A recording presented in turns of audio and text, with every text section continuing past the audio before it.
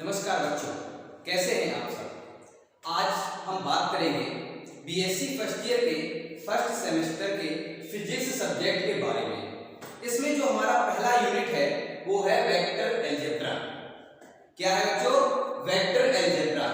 तो आज हम बात करेंगे वेक्टर अलजेब्रा के बारे में। वेक्टर अलजेब्रा है क्या, इसमें किस किस तरीके से एडिशन होगा, सब्सट्रैक्शन होगा, मल्टीप्लिकेशन होगा, डिवाइडेशन होगा और भी बहुत सारी चीजें हैं जो इसमें होंगी। तो सदिश बीजगणित शुरू करने से पहले हमें पता होना चाहिए सदिश राशियां क्या हैं और अदिश राशियां क्या हैं। तो पहले नंबर पर हम बात करेंगे सदिश राशियों के बारे में।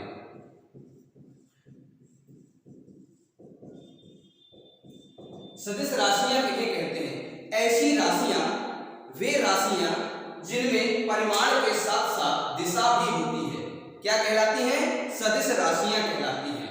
तो सदिश राशियों को किस तरीके से, अगर इसकी परिभाषा लिखने को आ जाए तो कैसे लिख सकते हैं?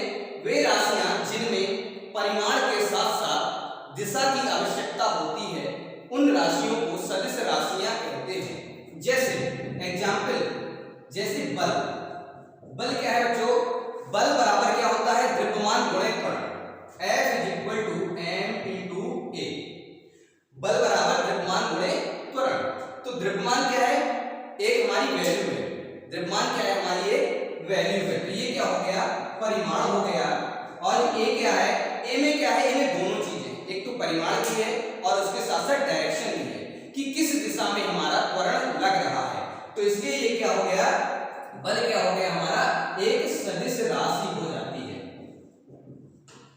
एक सदिश राशि हो जाती है। इसी प्रकार से अदिश राशियां क्या होती हैं? अदिश राशियां, अदिश राशियां किन्हें कहते हैं? वे राशियां जिनमें केवल और केवल परिमाण होता है, इनमें दिशा की आवश्यकता नहीं होती है। इस टाइप की जो राशियां होंगी या इस प्रकार की जो राशियां होंगी उन्हें क्या कहेंगे हम? अदिश राशियां कहते हैं। जैसे कि भार, लंबाई। भार में क्या है? भार में केवल वजन होता है, इसमें कोई डायरेक्शन नहीं होती है, कोई भी दिशा नहीं होती है। आप ये नहीं कह सकते हैं कि भार हमारा इस दिशा में है, कह सकते हैं क्या? नहीं कह सकते हैं। इसीलिए भार क्या होती है? हमारी अदिश राशि होती है। लंबाई, लंबाई की अदिश राशि होती है। क्यों? क्योंकि लंबाई कहते हैं, मान लीजिए हमें 2 किलोमीटर दूरी इस दिशा में तय, 2 किलोमीटर दूरी, अगर ये कहा जाए 2 किलोमीटर दूरी, तो ये क्या है? हमारी एक अदिश राशि। क्यों? क्योंकि इसमें कोई भी डायरेक्शन नहीं है। हम उत्तर की तरफ जा सकते हैं 2 किलोमीटर, दक्षिण की तरफ जा सकते हैं, पूर्व की तरफ जा सकते हैं और पश्चिम की तरफ भी जा सकते हैं। तो ये क्या है? हमारी ये अदिश राशियां हैं। इसी प्रकार की जितनी भी सारी राशियां हैं इस संसार में, वो सारी अदिश और सदिश राशियों में बटी हुई हैं। मतलब कि जिनमें परिमाण के साथ साथ दिशा होगी वो क्या हो जाएगा? सदिश राशियां हो जाएंगी। और जिनमें केवल और केवल परिमाण ही होगा वो क्या हो जाएंगी? अदिश राशियां कहलाएंगी। अब हमें इसमें क्या बात करनी है? इस यूनिट में हमें केवल एक चीज की बात करनी है, वो है सदिश बीजगणित की बात करनी है। तो इसमें केवल और केवल सदिश राशियों की बात होगी। ठीक है, ये जानना हमारा जरूरी था कि सदिश और अदिश राशियां कहते किन्हें हैं। ठीक है ना? तो चलिए शुरू करते हैं। सदिश बीजगणित में सबसे पहले हम बात करेंगे सदिश राशियों का जोड़ना। क्या बात करेंगे बच्चों? सदिश राशियों का जोड़ना। सदिश राशियों का जोड़ना। हम नॉर्मल जो गणित पढ़ते हैं उसमें भी सबसे पहले हम क्या करते हैं? जोड़, घटाना, गुणा और भाग सीखते हैं। इसी प्रकार से इसमें वेक्टर बीजगणित में भी हम सबसे पहले सदिश राशियों का जोड़ना ही सीखेंगे।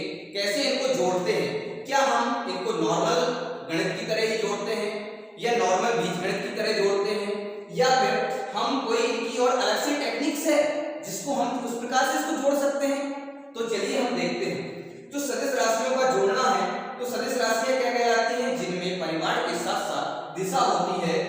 अर्थात इन राशियों को व्यक्त करने के लिए उसके ऊपर हम तीर का निशान लगाते हैं। मान लीजिए फोर्स, बल, तो बल को कैसे नोट करेंगे? F वेक्टर, इसको कहते हैं F वेक्टर। इसका मतलब है कि ये सदिश राशि है। वेक्टर मींस सदिश, तो ये क्या हो गई? निशान लगा दिया तो ये अपने आप में बता देगी कि मुझ में दिशा है। ये किसको डिनोट करती है? डायरेक्शन को डिनोट करती है। और कोई भी राशि है वो अपने आप में एक मैग्नीट्यूड रखती है, एक परिमाण रखती है। तो अगर कोई दो राशियां दी हुई हैं, मान लीजिए माना कि वेक्टर ए दिया हुआ है, वेक्टर ए दिया हुआ है, वेक्टर ए। अब वेक्टर क्या है हमारा कि कोई भी वेक्टर होगा, अगर हम 3D में बात करेंगे तो उसकी तीन डायरेक्शन होंगी, अलग अलग होंगी कि नहीं होंगी बच्चों? होंगी। तो हम बात करेंगे, हमारे तीन एक्सिस होते हैं, तीन अक्ष होते हैं। कौन कौन से? एक तो एक्स अक्ष होता है, दूसरा वाई अक्ष होता है, तीसरा जेड अक्ष होता है। तीनों एक दूसरे के लंबवत होते हैं। तो अगर 3D में बात करेंगे तो इनकी तीन अपनी अपनी क्या हो जाएगी? एक दिशाएं होंगी। होंगी कि नहीं होंगी? होंगी। एक्स दिशा में मान लेते हैं इसकी आई डायरेक्शन है, वाई दिशा में मान लेंगे इसकी जे डायरेक्शन है, और जेड दिशा में इसकी मान लेंगे के डायरेक्शन है। ये जो हमारे आई, जे कैप एंड के कैप, ये क्या कहलाते हैं? हमारे एकांक सदिश कहलाते हैं। क्या कहलाते हैं बच्चों? एकांक सदिश कहलाते हैं। ठीक है, तो इनकी जो वैल्यू होती है वो इनको एकांक ही माना जाता है। क्यों? क्योंकि ये केवल डायरेक्शन ही हमें बताते हैं। ठीक है, इनमें केवल लंबाई होती है, वो भी एक यूनिट, इसलिए इनको कहते हैं एकांक सदिश। ठीक है, तो वेक्टर ए को हमने मान लिया कि I cap A X, sorry I cap a1 plus J cap a2 plus के कैप a3। ये हमने मान लिया है कि कोई भी सदिश राशि है, वेक्टर राशि है, वो क्या है? वेक्टर a बराबर आई कैप a1 प्लस जे कैप a2 प्लस के कैप a3 है। और दूसरी राशि हमने कोई मान ली, वेक्टर b बराबर आई कैप b1 प्लस जे कैप b2 प्लस के कैप b3। ठीक है बच्चों, ये दो राशियां हमने अपने हिसाब से मान ली। आप कोई भी मान सकते हैं, जैसे हमने ए भी माना, आप x y z p q r कुछ भी मान सकते हैं। ठीक है, अब इनको जोड़ना कैसे? तो जोड़ेंगे कैसे? तो a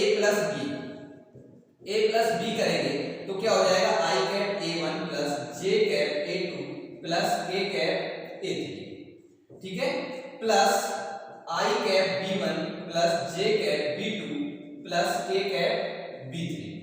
ठीक है बच्चों, तो इनको इस प्रकार से जोड़ेंगे कि जो जैसे हम बीजगणित में जोड़ते हैं, जो x वाला टर्म होता है उसको x से ही जोड़ते हैं, y से नहीं जोड़ते हैं। उसी प्रकार से इसमें भी जोड़ेंगे, जो i कैप वाला टर्म होगा वो i कैप से जुड़ेगा, j कैप वाला टर्म होगा j कैप से जुड़ेगा, और k कैप वाला टर्म k कैप से ही जुड़ेगा।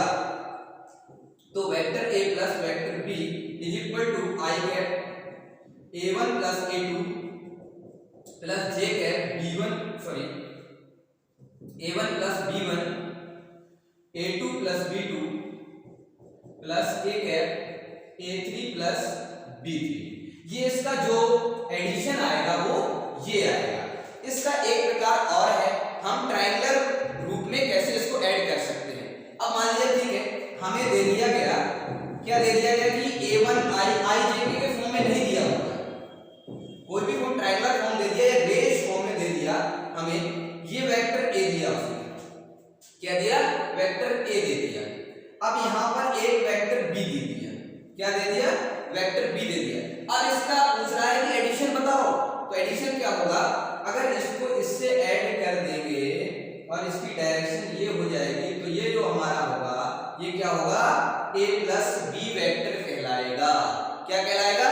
a vector plus b vector, इन दोनों वेक्टर्स का। और इसमें डायरेक्शन मोस्ट इंपॉर्टेंट है, इस चीज को ध्यान में रखना बच्चों। ठीक है, अगर आपने डायरेक्शन नहीं दिखाई है इसका मतलब है कि वो वेक्टर राशि नहीं है। ठीक है, तो इस तरीके से इसको ट्रायंगुलर रूप में इसको ऐड करते हैं, त्रिभुजाकार रूप में इसको ऐड करते हैं। ठीक है, इसी प्रकार से इसका घटाना भी होता है। अभी तक हमने क्या पढ़ा? इसमें कोई भी चीज समझ में ना आई हो, आप वीडियो के नीचे कमेंट कर सकते हैं और उसमें अपनी क्वेरी पूछ सकते हैं, मैं आपको उसमें जवाब जरूर दूंगा बच्चों। दूसरी चीज बात करेंगे हम वेक्टरों का या सदिशों का घटाना। क्या बात करेंगे? सदिशों का घटाना। सदिशों का घटाना। अभी तक हमने क्या देखा? वेक्टरों का जोड़ना। अब देखेंगे हम वेक्टरों का घटाना या सदिशों का घटाना।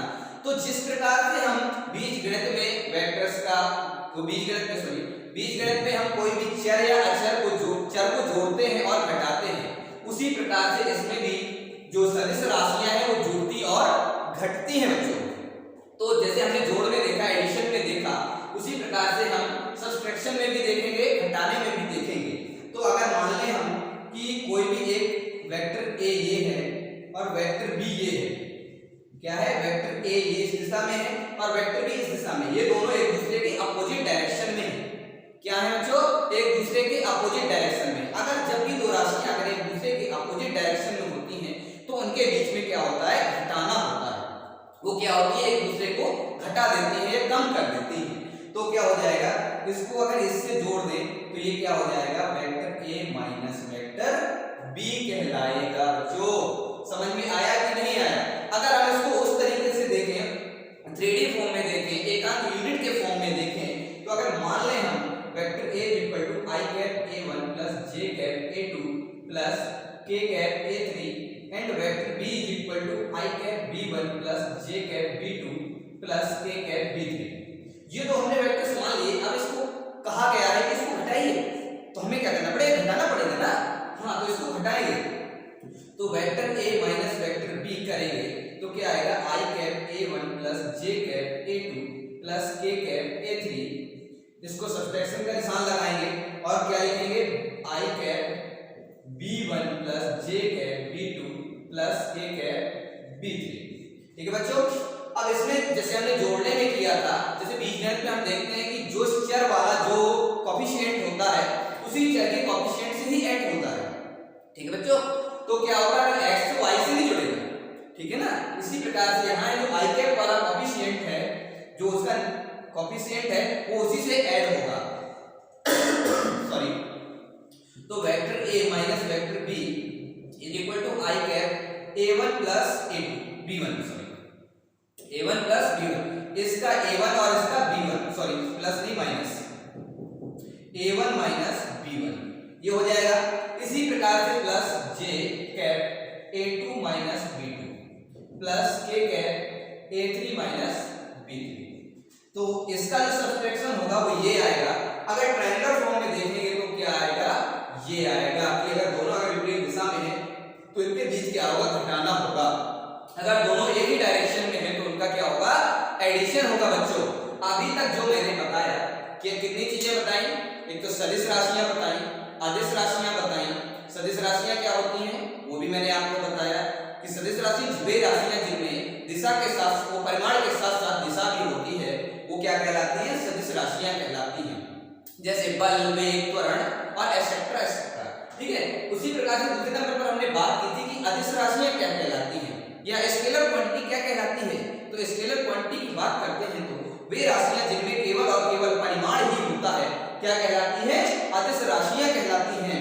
जैसे भार, द्रव्यमान, ठीक है, और भी बहुत सारी चीजें, लंबाई, दूरी, ठीक है, इनको क्या कहेंगे हम, अदिश राशियां कहते हैं।